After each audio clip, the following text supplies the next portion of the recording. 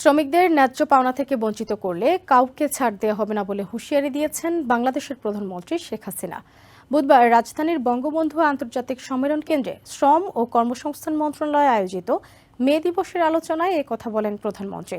তিনি বলেন, শ্রমিকের ন্যায্য পাওনা না দেয়ায় আন্তর্জাতিক খ্যাতিসম্পন্ন ব্যক্তিদেরও ছাড় দেওয়া হয়নি, ভবিষ্যতেও কাউকে ছাড় দেওয়া হবে না।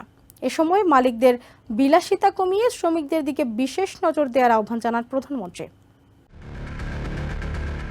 রাজধানীর বঙ্গবন্ধু আন্তর্জাতিক সম্মেলন কেন্দ্রে বুধবার শ্রম ও কর্মসংস্থান মন্ত্রণালয়ে আয়োজিত মে দিবসের অনুষ্ঠানে প্রধান অতিথি হিসেবে অংশগ্রহণ করেন প্রধানমন্ত্রী শেখ হাসিনা।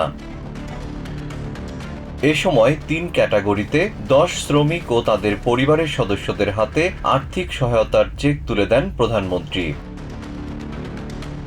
বক্তব্যের শুরুতে তিনি শ্রমিকের অধিকার আদায়ে মে দিবসে আত্মদানকারী শ্রমিকদের প্রতি শ্রদ্ধা জানান। প্রধানমন্ত্রী বলেন, শ্রমিকদের কল্যাণে আওয়ামী লীগ সবসময় সচেতন।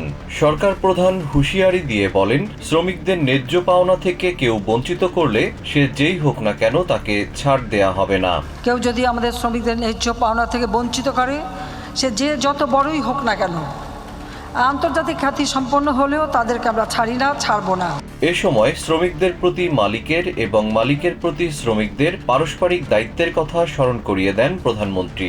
আর মালিকদেরও বলবো যে আপনারাও আপনাদের বিলাসিতার কিছু অংশ ছেড়ে দিয়ে শ্রমিকদের কল্যাণে দেখবেন। শ্রমিকদের যে কোনো সমস্যা সমাধানে প্রধানমন্ত্রীর দুয়ার সবসময় খোলা বলেও জানান প্রধানমন্ত্রী শেখ হাসিনা।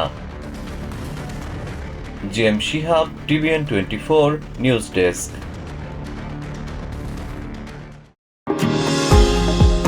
নিউ ইয়র্ক থেকে সম্প্রচারিত TVN 24 টেলিভিশন বিশ্বজুড়ে বাঙালির কণ্ঠস্বর।